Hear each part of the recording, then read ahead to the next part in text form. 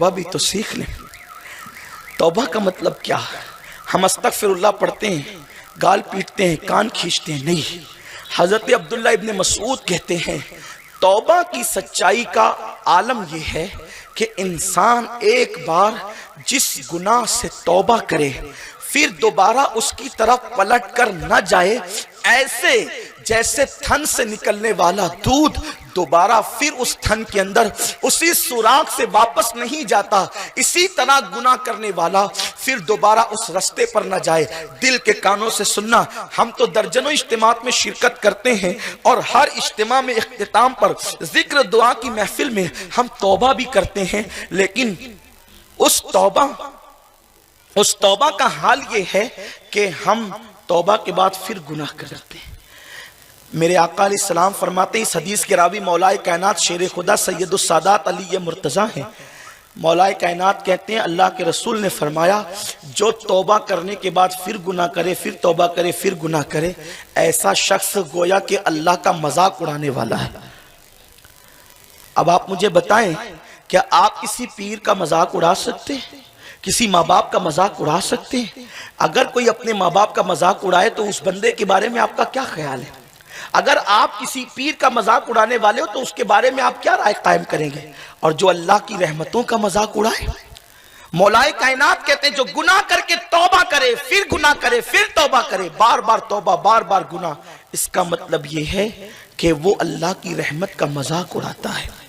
और फिर खुदा की रहमत उसको कहती है बंदे बस भी कर, अब बहुत हो गया। इससे पहले कि जिंदगी का सूरज गुरूब हो जाए, कोई दिन तो हमारी जिंदगी में ऐसा आए कि हम सच्ची तौबा करें, हम सच्ची तौबा करें। अल्लाह फरमाता है या अय्युहल्लज़ीना आमनू तूबू इलल्लाहि तौबतन नसूहा, ऐ ईमान वालो ऐसी तौबा करो जो आगे को तुम्हारे लिए नसीहत बन जाए, यानी मकबूल तौबा करो। और वो तौबा यही है कि उस पे शर्मिंदा हो जाओ गुनाहों पर और फिर गुनाहों को छोड़ दो। और याद रखना, जो सच्ची तौबा कर लेते हैं और वो पक्का इरादा करते हैं अब गुनाह की तरफ नहीं जाना, फिर उनकी जिंदगी बड़ी शान वाली हो जाती है। यहाँ पर मुफ्ती साहब जिना से कैसे बचें? घर वालों को कहते हैं कि शादी कराओ, लेकिन वो सोचते तक भी नहीं है और गुनाहों में डूबा हुआ हूँ, कैसे जिना से बचूं? मेरे भाई, अल्लाह पाक आपको गुनाहों से बचने की तौफीक अता फरमाए। 2-3 काम आप करें। घर वाले शादी नहीं कराते ना, अगर उनके पास ताकत है और मामला है और फिर भी नहीं करा रहे तो वो गुनाहों में आपके आधे गुनाहगार वो भी हैं। लेकिन इसका ये मतलब नहीं है कि आप जिना के मामलात को अपने लिए जायज़ समझ लें, नहीं, मैं उसका हल बताता हूँ। पहली बात तो यह है कि आप हदीस पाक के मुताबिक अमल करें।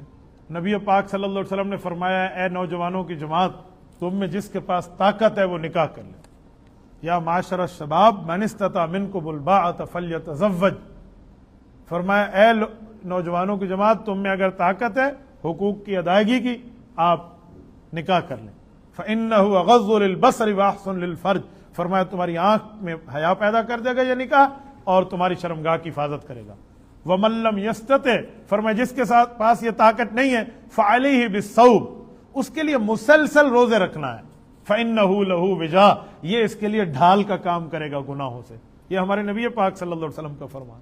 देखिए कैसे हमारे नबी पाक ने एक एक मौके पे उम्मत की रहबरी फरमाई है, एक एक मौके पर रहनुमाई फरमाई है। तो आप ये मुसलसल रोजे रखना शुरू कर दें। मुसलसल रोजे का माना कम से कम 3 से 4 माह तो रखें ना, आपकी शहावत कैसे नहीं टूटती।